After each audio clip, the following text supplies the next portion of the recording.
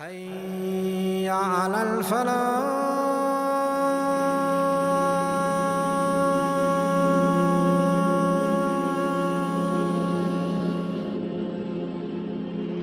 Subhanallah, a few days ago, less than a week ago, I was in Al-Andalus in South Spain. And it really hurts you when you see those buildings, those old buildings that were once masajid and now churches. When the Muslims were strong, look how far they came. Among the believers are men truly to what they promised Allah. Among them is he who has fulfilled his vow, and among them is he who awaits, and they did not alter by any alteration. From those believers is the great man Tariq Ibn Ziyad rahimahullahu ta'ala. He was born in the year 50 of Al-Hijrah, what is the year 640. He was originally from the nowadays Algeria.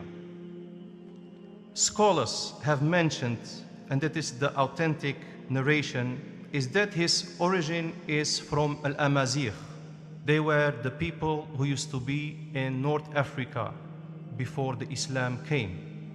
They exist until this day in Morocco and Algeria and in Libya, and they have their own language. I have to highlight that the Amazigh before the Islam, they were on the belief of a shirk, paganism.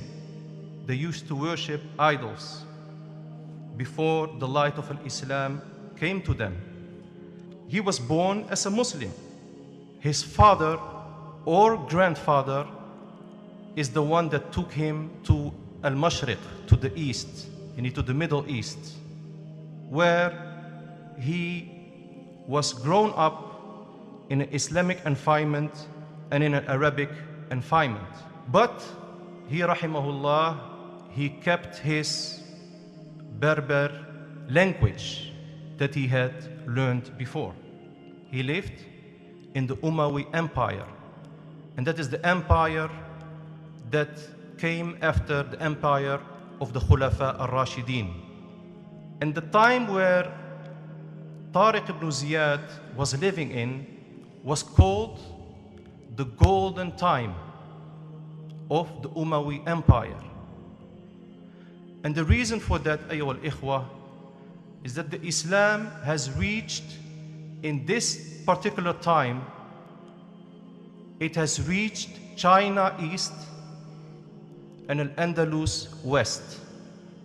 So far came the Islam. So it was called the golden time.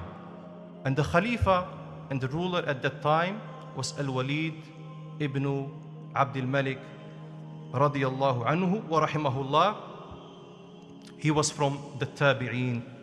So in this time, Al-Walid ibn Abdul Malik used to send his armies east and west and to the middle towards Cyprus, and it was conquered as well at that time.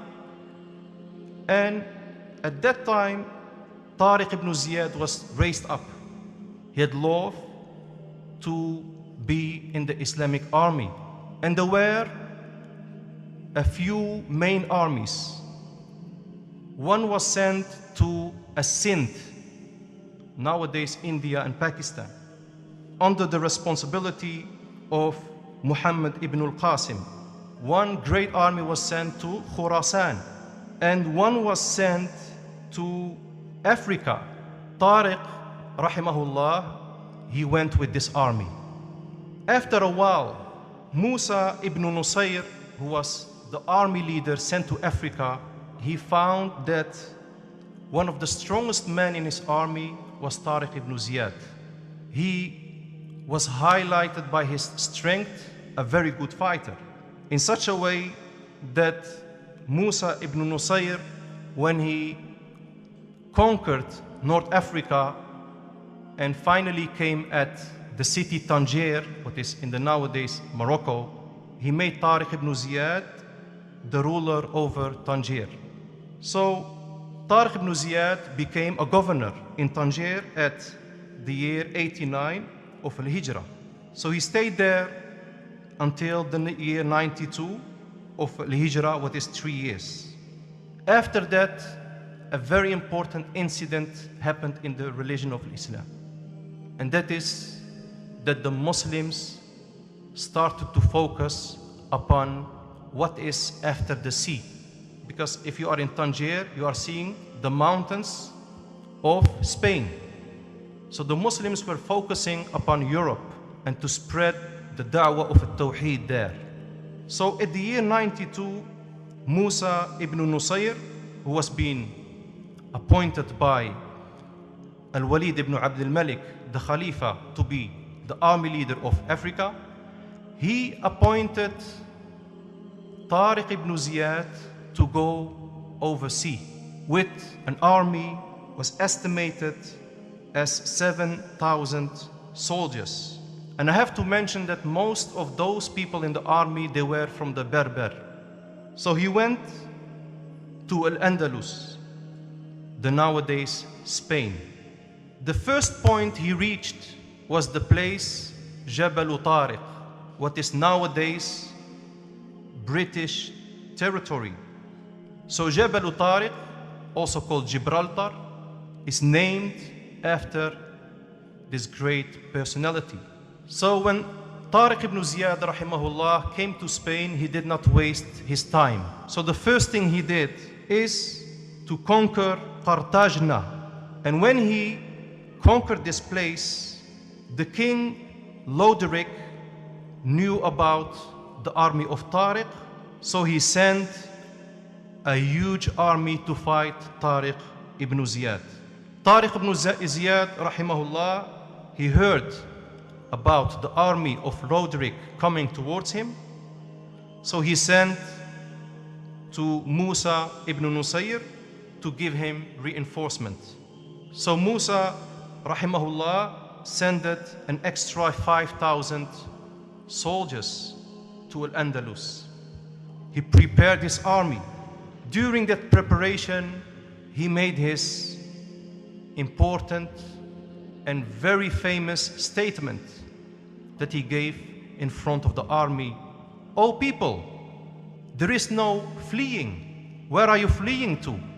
The sea is behind you and the enemy is in front of you. Where are you going? You can go nowhere. And you have nothing that will benefit you except being truthful towards Allah subhanahu wa ta'ala and patience." And then he said, "Know that you are in this island more lost than a person who lost his parents, worse than the orphan, because the sea is behind you and the enemy is in front of you. And your enemy is confronting you now with his army and with his weapons, and it's well supplied and well prepared. You have nothing except for your swords." He said, "Let the intention be the reward from Allah subhanahu wa ta'ala by this battle." And he said to raise the word of Allah subhanahu wa ta'ala, and that's the word of Tawheed, to worship Allah subhanahu wa ta'ala alone, and to make the religion of Islam appearing in this place. And then he said something very important, "And know people that I am the first person to respond to the thing that I have called you to, and he will join the fight himself. If I die before reaching the army, then continue with what I have intended to do."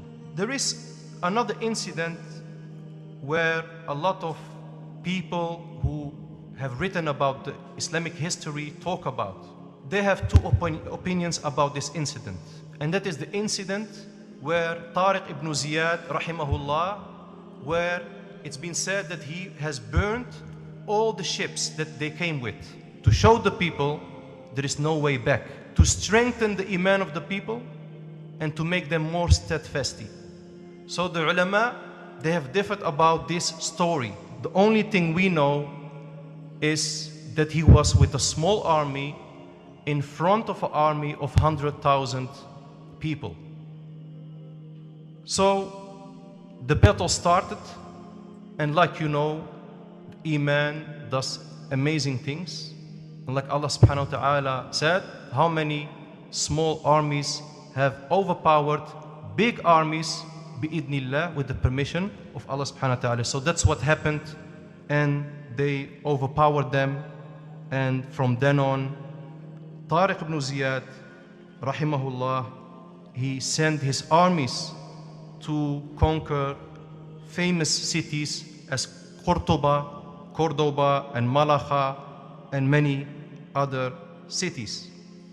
Finally, my brothers in Islam, we have to know that Andalusia was one of the greatest periods in the Islamic history. After the conquering of Tariq ibn Ziyad with the will of Allah subhanahu wa ta'ala, was a source of knowledge on the earth for many centuries. You will know that at that time, Al-Andalus became a center of knowledge where people from the Europe came to study. When the rest of Europe was in the dark ages, they came to Andalus to study medicine, to study many other worldly sciences. So there is no doubt, ayyuhal ikhwa, that the conquering of Al-Andalus was one of the greatest incidents happening in Islam. And the Muslims, after conquering south of Spain, they went as far as northern Spain, and they even entered parts of nowadays France. When looking to the khutbah of Tariq ibn Ziyad, then we find that his aim was spreading the Tawheed to the people and taking the people out from worshipping Isa alayhi salam, worshipping idols, from taking them out of that situation to worshipping the one who has created the heavens and the earth. Tariq ibn Ziyad rahimahullah, when he conquered Spain, he invited the people to Islam without force. Rather, they should come to it willingly and by choice. Andalusia at the time of Tariq ibn Ziyad was under the rule of the Romans, of the Roman Empire, a big tribe called the Gothic tribe, whose religion was Arianism. They overrun Al-Andalus before the Muslims came, and they used to prosecute the local Christian people there. Although many Spanish historians, they have tried to defend the Gothic state, but the history books are filled with evidence of the local people's rejection of the Gothic rule. Why do I say that, ayyuhal ikhwa? Because the Gothic people, they themselves, they have written letters to the Muslims who were at that time in Northern Africa to help them out of this persecution, to help them out of this Gothic empire who used to deal very bad with them. One of them, a Spanish historian, he said, if the Arabs had not interfered in the peninsular affair of Spain and put an end to this age of turmoil, the gods would have inflicted unimaginable harm on Spain.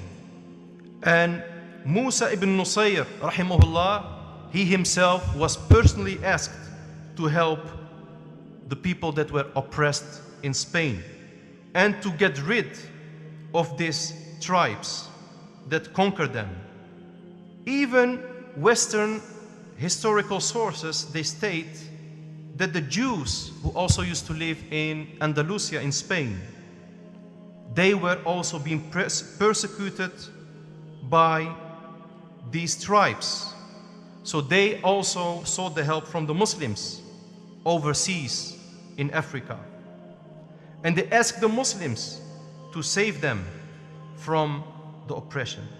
So this is a short talk about this great scholar, and I advise all of you to read more about Tariq Ibn Ziyad rahimahullah ta'ala.